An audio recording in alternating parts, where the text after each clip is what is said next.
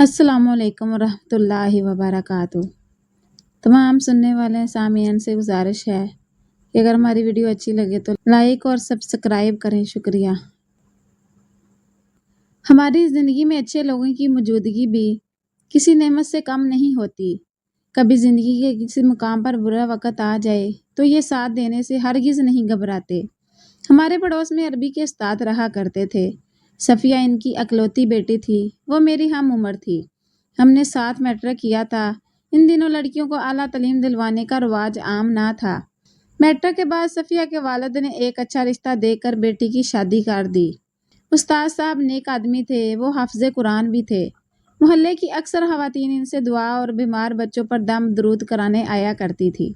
सफ़िया के घर का माहौल पाकीज़ा था। इसकी तरबियत वालिदैन ने मशक़ी तर्ज पर की थी। वो वालिदैन की हिदायत गुज़ार सोमो-सलात की पाबंद लड़की हमेशा हिजाब में रहती। स्कूल भी बुर्का ओढ़कर आती थी। तभी मास्टर साहब ने अपनी बेटी का रिश्ता भी अपने जैसे दीनदार घराने में किया था। शादी के बाद सफ़िया ससुराल में गुम हो गई। वो सीधी सादी लड़की थी जिसको दुनिया का लालच या ज़माने की नमूदो नुमाइश छू कर भी ना गुजरी थी। कभी अपने हामन से फरमाइशें ना करती, ना अपनी ज़ात के लिए मेकअप के आराइशी सामान के तकाजे करती। वो इन चीज़ों का सिरे से इस्तेमाल ही ना करती थी। फिर भी उसका चेहरा साफ सुथरा धुला धुला चमकता हुआ पुरनूर नजर आता था। मैं कभी कभी उससे मिलने जाया करती थी।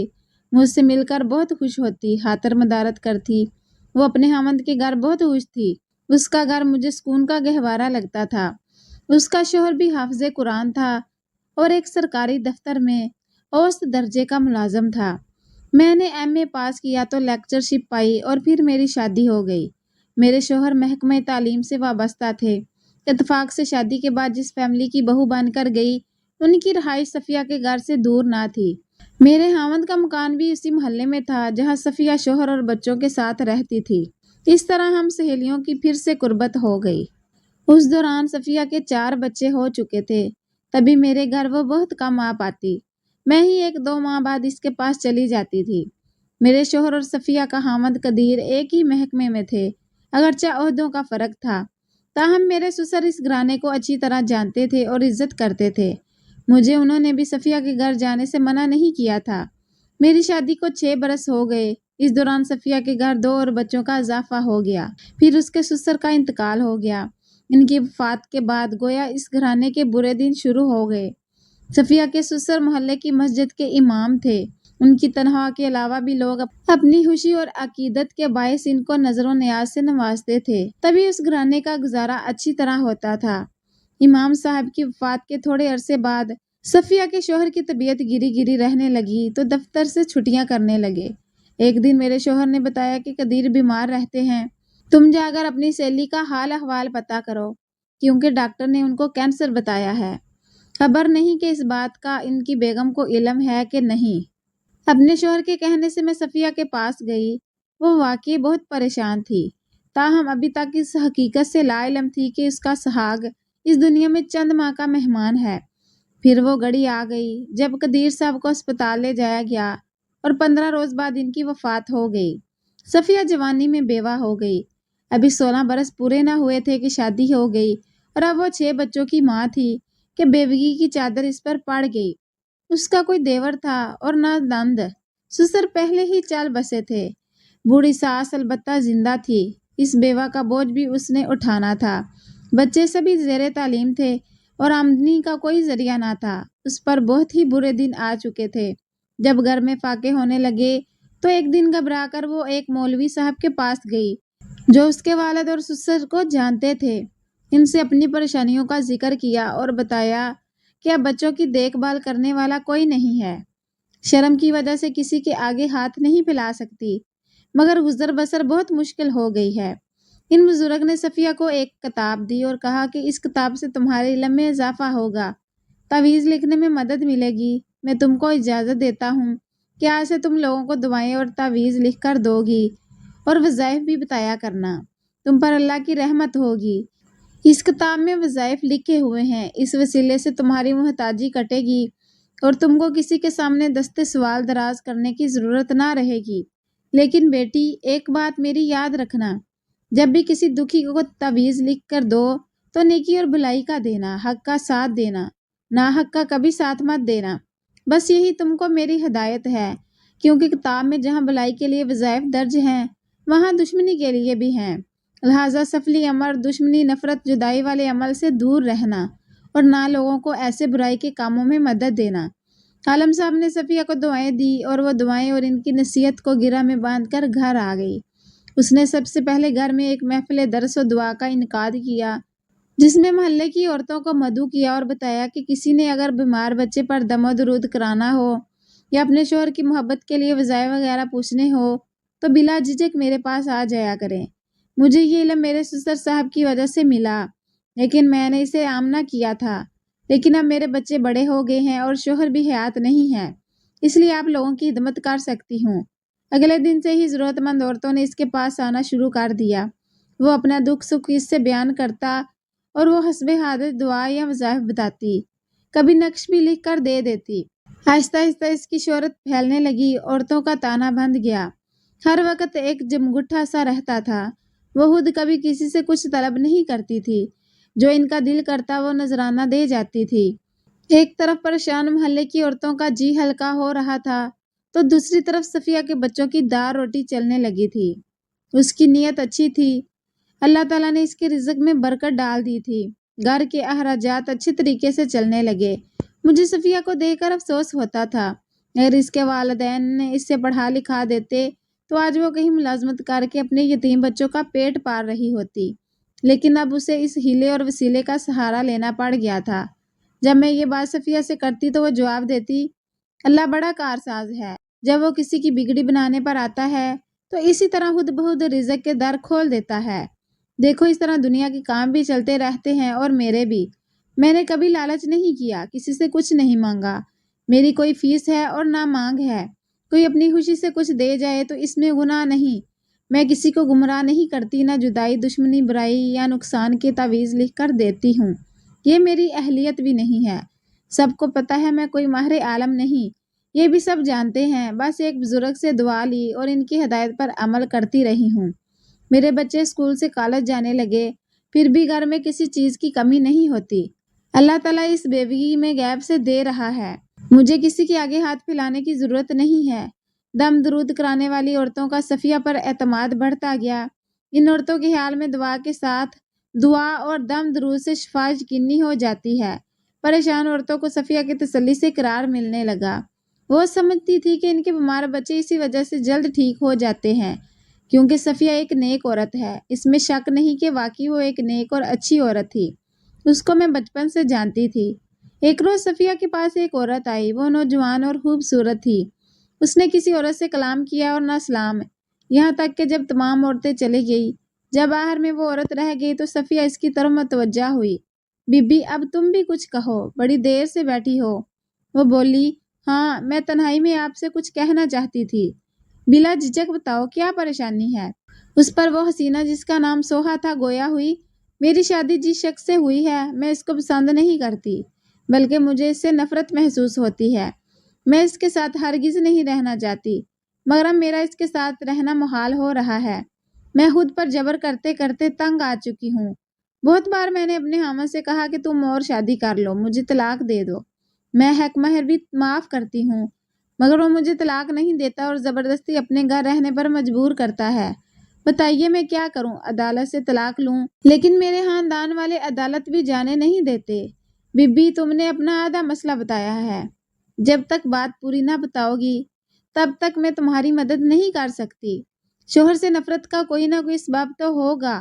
ہاں سبب تو ہے، میں صاف صاف بتاتی ہوں کہ شادی سے پہلے میں اپنے ماموں زاد سے محبت کرتی تھی، ہم دونوں شادی کرنا چاہتے تھے، لیکن میرے والد کو ماموں والوں سے بیر تھا۔ انہوں نے کہا کہ میں کسی فقیر سے تو بیٹی کی شادی کر دوں گا مگر انور سے نہیں۔ اس طرح انہوں نے میری مرضی کے خلاف میری شادی اپنے ایک دوست کے بیٹے سے کر دی۔ اس طرح میں سلیم کی بیوی بن گئی، مگر ابھی تک میرے دل سے انور کی محبت نہیں گئی۔ اب بھی میں اور انور اسی طرح محبت کرتے ہیں جیسے پہلے دن سے ہمارے دلوں میں ایک دوسرے کی محبت تھی۔ میری اس مجبوری کا علم میرے شوہر کو بھی ہے، لیکن وہ مجھے پھر بھی آزاد نہیں کرتا۔ تمہارے شوہر کو اس بارے کس نے بتایا ہے؟ سوہا بی بی میں نے خود اس کو بتا دیا ہے کہ یہ میری مجبوری ہے، دل سے مجبور ہوں۔ اس لیے تم سے آزاد ہونا چاہتی ہوں۔ سمجھ رہی تھی کہ حقیقت جان کر وہ خود مجھ سے بیزار ہو جائے گا اور طلاق دے دے گا، مگر اس نے ایسا نہیں کیا بلکہ اور سختی کرنے لگا۔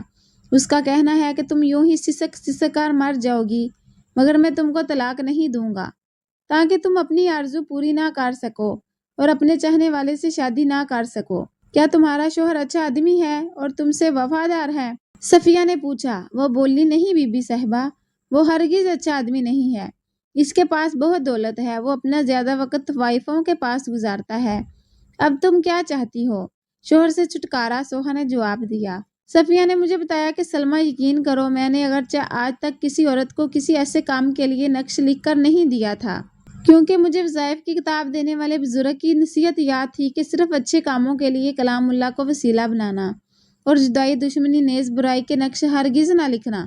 مگر اس روز جانے میرے جی میں کیا آئی کہ میں نے نقش والی کتاب نکالی اور اس عورت سے پوچھا، اگر تم نے مراد پا لی تو کیا کرو گی؟ وہ بولی، آپ کو 10,000 روپے نظر کروں گی۔ ان دنوں 10,000 کی قیمت بہت ہوا کرتی تھی۔ بس یقیناً بیچاری صفیہ اس روز لالچ میں آ گئی، کیونکہ اس عورت نے اسی وقت رقم نکال کر اس کے سامنے رکھ دی تھی۔ یہ پہلی بار تھا کہ صفیہ نے اتنی بڑی رقم لے لی تھی، کیونکہ اس کی بیٹی کی شادی ہونے والی تھی۔ اس کو رقم کی بہت ضرورت تھی۔ صفیہ نے سوہا سے کہا، دیکھو بی بی، میں جدائی کے نقش نہیں دیا کرتی، مگر تمہاری حالت پر نہ جانے کیوں مجھے رحم آ گیا ہے۔ تم پہلی عورت ہو جس کو میں جدائی کا نقش دے رہی ہوں۔ سوہا خوش ہو کر بولی، تو کیا اس نقش کے اثر سے جدائی ہو جائے گی؟ ہاں، اگر اللہ کو منظور ہوا تو ضرور تم میں اور تمہارے شوہر میں جدائی ہو جائے گی، اور اگر اس نے پھر بھی طلاق نہ دی تو بھی جدائی کسی اور صورت ہو جائے گی۔ صفیہ نے اس کو یقین دلانے کی خاطر اطمینان سے کہا، اور صفیہ کی بات سچ جان کر چلی گئی۔ حالانکہ صفیہ کوئی پہنچی ہوئی شخصیت نہ تھی اور نقش جدائی میں بھی شاید ایسی کوئی حکمت پوشیدہ نہ تھی۔ نقش سے بھلا کہاں کسی کو طلاق یا جدائی ہو سکتی ہے، یا موت واقعہ ہو کر جدائی کی صورت پیدا ہو سکتی ہے، کیونکہ یہ تو صرف اللہ کے اختیار میں ہے، جس کو چاہے زندگی دے، جس کو چاہے موت۔ مگر صفیہ موٹی رقم لے بیٹھی تھی، تبھی اس عورت کو یقین سے کہہ دیا تھا کہ جدائی کا یہ تعویذ بہت سخت ہے، جدائی ہو کر رہے گی، چاہے طلاق سے یا ناگہانی کسی حادثے کی وجہ سے۔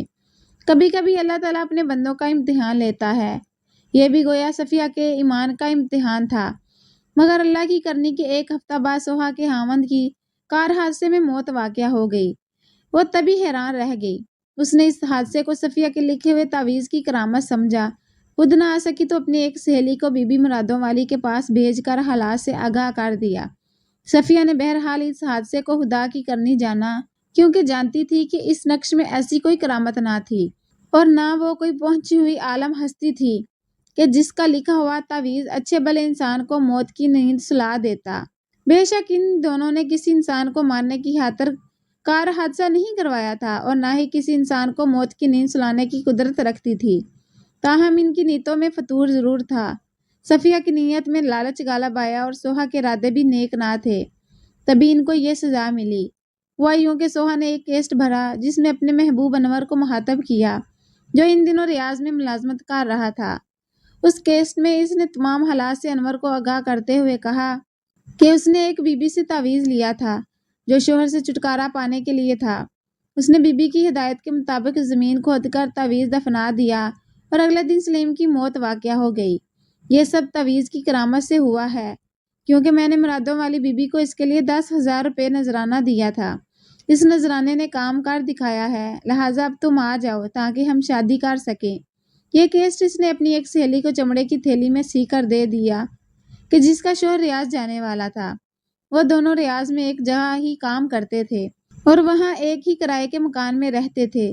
صفیہ کو سہیلی اور اس کے شوہر پر اعتماد تھا، لیکن فی زمانہ کسی پر اندھا اعتماد کبھی کبھی بے وقوفی ثابت ہوتا ہے۔ سہیلی کو تجسس ہوا کہ سوہا نے انور کو کیا بھیجا ہے۔ اس نے تھیلی کی سلائی کھولی اور کیسٹ کو نکال کر سنی تو خوف زدہ ہو گئی۔ جس وقت وہ کیسٹ سن رہی تھی اچانک اس کا شوہر آ گیا۔ اس نے بھی کیسٹ میں بھری ہوئی ساری باتیں سن لی۔ اس شخص کو بہت غصہ آیا، کہنے لگا، اس خبیث عورت کی سنگ دلی دیکھو، اس نے شوہر کو مروانے کے لیے ایسے تعویذ کیے ہیں کہ بندہ ہی اس جہان سے چلا گیا ہے۔ कल को अगर मैं तुमको अच्छा ना लगूं तो क्या तुम भी अपनी सहेली के साथ जाकर इस मुरादों वाली बीबी से मुझे मरवाने की तावीज़ लिखाओगी? उसने बीवी को बहुत लानत मलामत की कि तुम ऐसी औरतों को क्यों सहेली बनाती हो जो शादीशुदा होकर साबका यारों से राब्ता रखती हों। क्या खबर उसने शोहर को जहर से लिखे तावीज़ पिलाए हों। शोहर की ऐसी बातें सुनकर वो बेचारी परेशान हो गई कि ये मर्द जात भी कितनी जल्दी बदगुमान होकर वसवसों में पड़ जाते हैं। बहरहाल उस शख्स ने केस अपने कब्जे में ली और कहा कि मैं इसे पुलिस के हवाले करता हूँ। उस शख्स ने ये केस जाकर सोहा के जेठ को दे दी। जेठ केस लेकर सफिया के घर पहुंचा और पूछा, क्या तुमने मेरी भाभी को तवीज़ जहर से लिख कर दिया था कि मेरा भाई मर जाए? उसने कहा, मैं नक्शे ज़ाफ़रान से लिखती हूँ, जैसा कि मेरे मुर्शिद ने हदायत की थी। जहर से नहीं लिखती और तावीज़ पलाने के लिए नहीं बल्कि ज़मीन में दबाने के लिए था। उसका शोहर कार के हादसे में फौत हुआ है, मेरे तावीज़ पीने से नहीं मरा। पुलिस का काम तो मगर किसी न किसी बहाने रकम अंडेलना होता है। वो सफिया के सर हो गए। तब उसने मुझे फ़ोन किया और मैंने अपने मियाँ को बताया। कदीर चूंकि इनके मातहत रहे थे, लिहाजा उन्होंने इसी वक्त अपने दोस्त SP को फ़ोन किया और मामला सिर्फ रफा दफा करा दिया, बल्कि वो केस भी ज़ाया करवा दी, क्योंकि इनको मरहूम कदीर की बेवा और बच्चों का ख्याल था। इस तरह सफिया मुरादों वाली बीबी बनकर बाल बाल पुलिस थाने जाने और हवार होने से बच गई। इसी बरस सफिया और कदीर मरहूम के बड़े बेटे ने ग्रेजुएशन मुकम्मल की तो मेरे शोहर ने उसे महकमा तालीम में बाप की जगह लगवा दिया। सफिया को बेटे की कमाई का आसरा मिल गया तो उसने नक्श वाले काम से तौबा कर ली। वो अब भी जब मिलती है तो कहती है, सलमा सच कहूँ तो बहुत मजबूर होकर मैंने ये काम किया, वरना मेरा इरादा नक्श वगैरह लिख देने का नहीं होता था। बस दम दरूद तक ही रहती तो आफियत में रहती और ऐसी नौबत ना आती कि आज भी जब सोचती हूँ तो खौफजदा हो जाती हूँ। किताब देने वाले बुजुर्ग ने भी यही नसीहत की थी कि बुराई वाले कामों में कलम मत चलाना। और उस रोज़ मैंने 10,000 की रकम देकर ऐसा झूठ मूठ का तावीज़ लिख कर इस औरत को दे दिया कि अगर केस बन जाता, मैं पकड़ी जाती तो यकीनन हवार हो जाती। सद शुक्र कि तुमने मेरा साथ दिया, वरना मुझ बेआसरा का और कौन था। अब तो जिंदगी भर की नसीहत हो गई है कि कभी बुराई का साथ नहीं देना।